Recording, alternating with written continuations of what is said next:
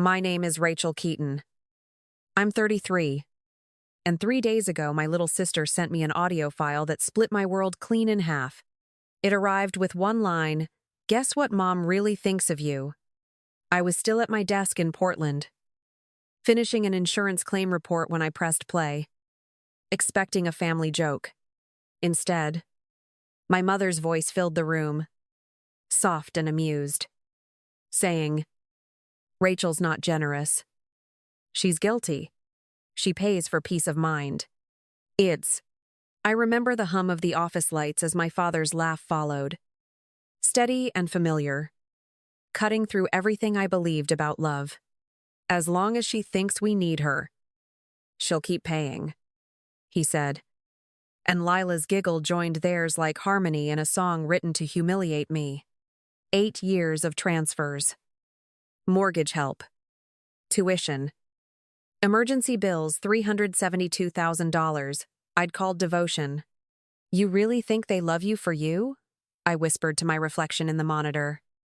But it was the silence afterward that answered. That night I sat in my apartment staring at the numbers on my banking app, realizing every dollar had been a down payment on illusion.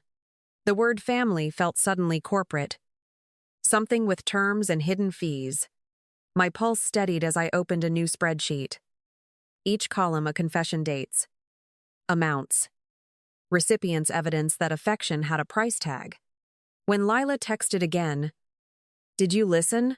I typed back, "Yes," and then stopped, deleting everything else.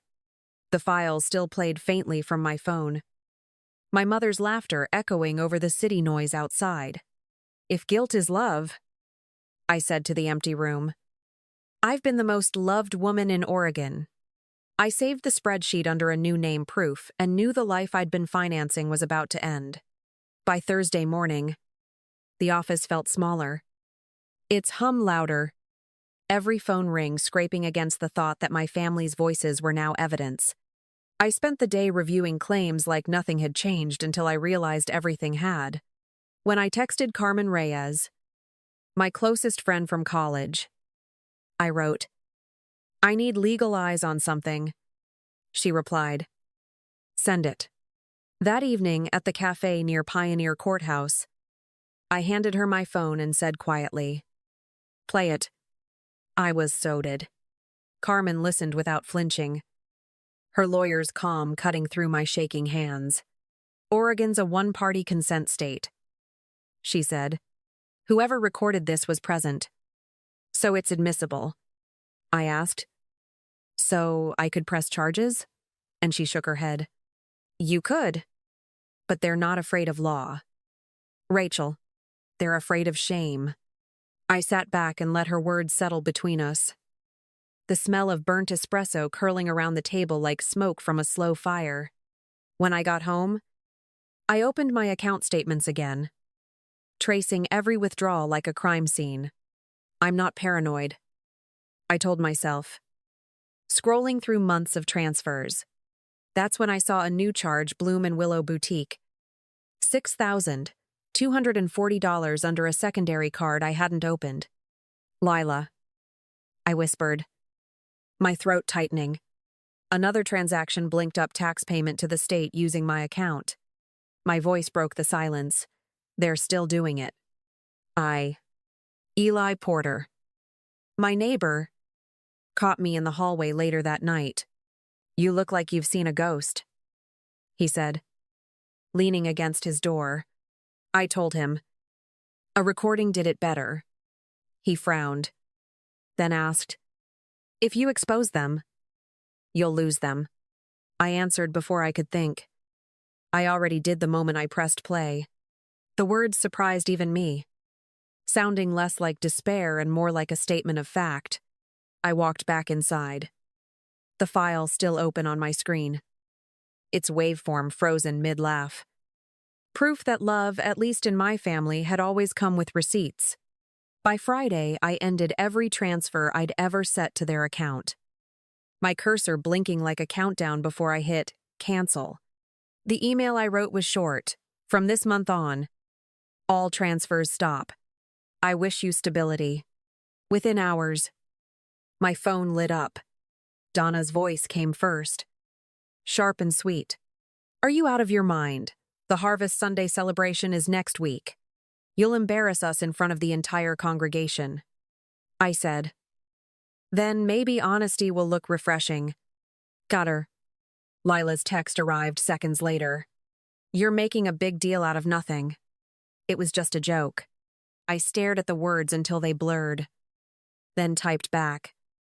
Stealing isn't a punchline, she replied with a string of laughing emojis that felt colder than any silence.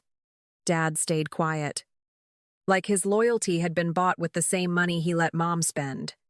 At Carmen's office, I laid 8 years of statements across her desk. This is the full picture, I said. She looked through the papers, nodding. If she threatens you again, record it. Every word, I told her. You think she will? And Carmen answered. She always does when she's cornered. I left with the folder under my arm, the weight of it both evidence and armor. That night, Donna called again. If you open your mouth in that church, she said, her tone silk over steel, I'll call your boss and tell him you're unstable. My voice didn't shake. You might want to choose your words carefully. Mom, you're on speaker. She hung up, the silence loud enough to confirm everything. Later, when Eli asked, You really plan to do this there?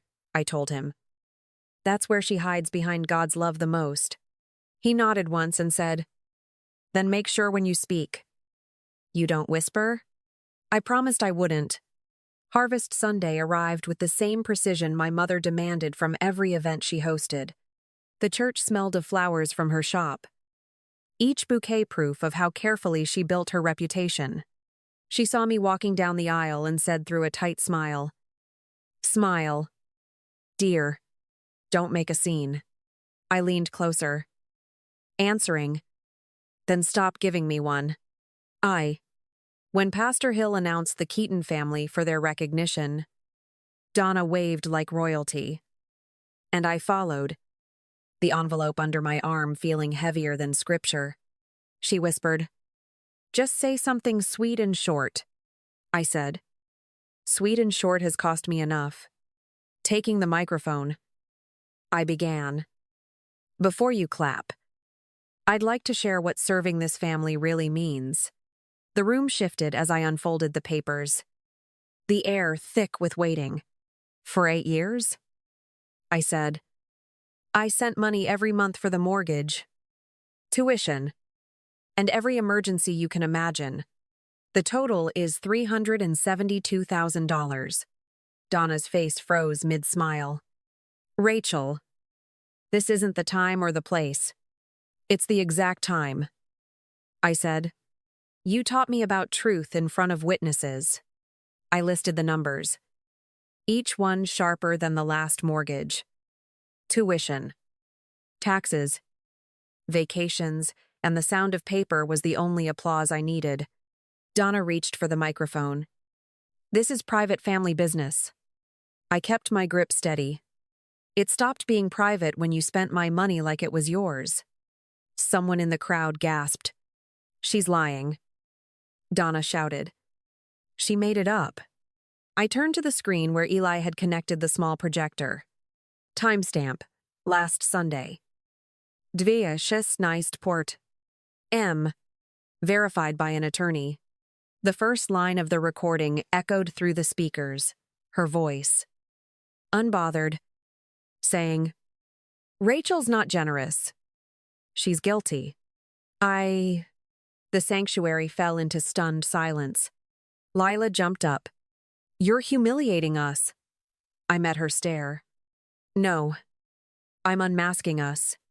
Donna's voice broke. Higher now. That recording is fake. She edited it. Then why do you sound so real? I asked.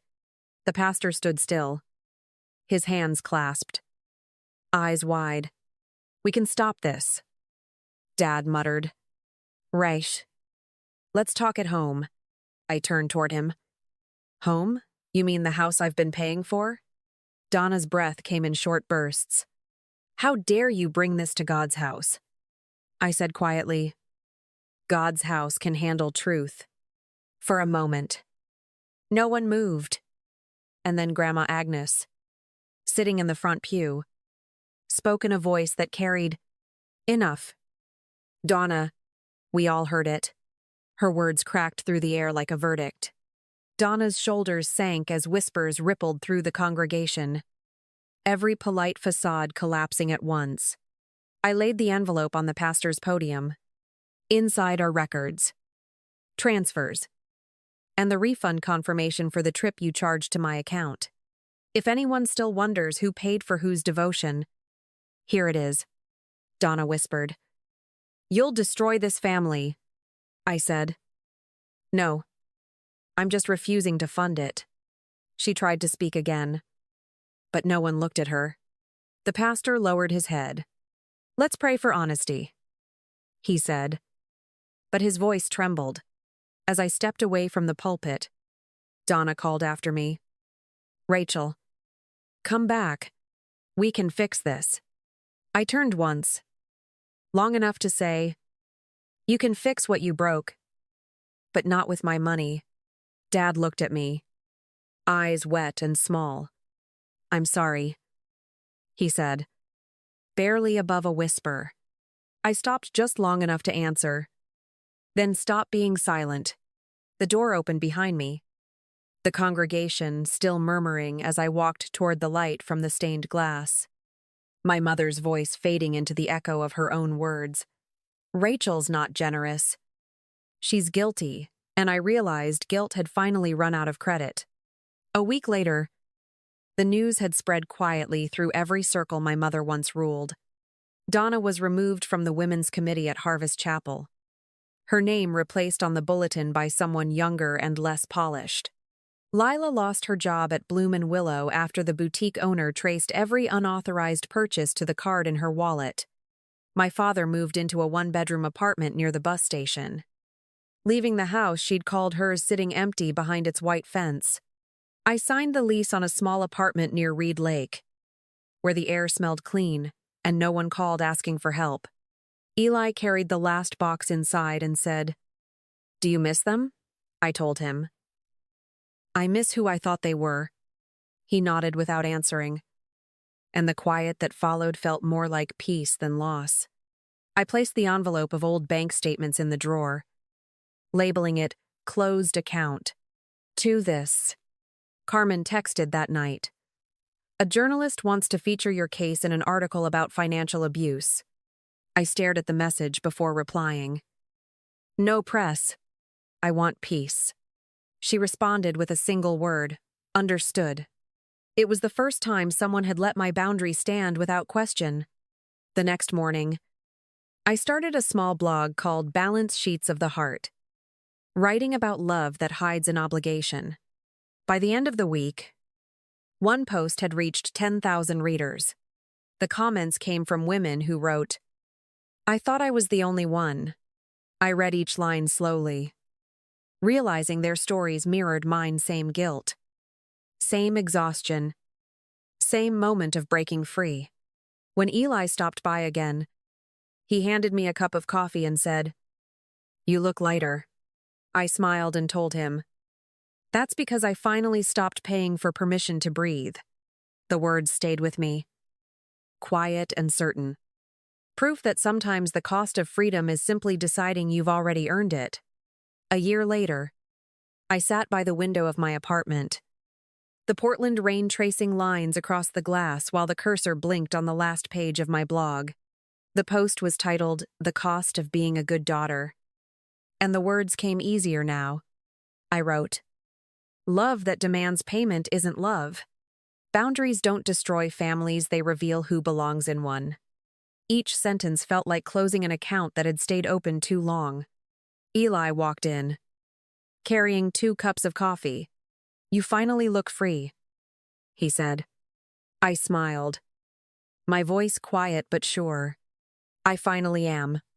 The rain softened outside, and for the first time, it didn't sound like loss. It sounded like release. I pressed publish, watching the screen fade to white. The story no longer mine to carry alone. Thank you for staying with me until the end. If this story made you think about where love ends and obligation begins, share it with someone who's still trying to earn their worth through guilt. Sometimes saying enough isn't rejection, it's self-respect. Freedom doesn't always start with forgiveness. Sometimes it begins with silence and a locked account.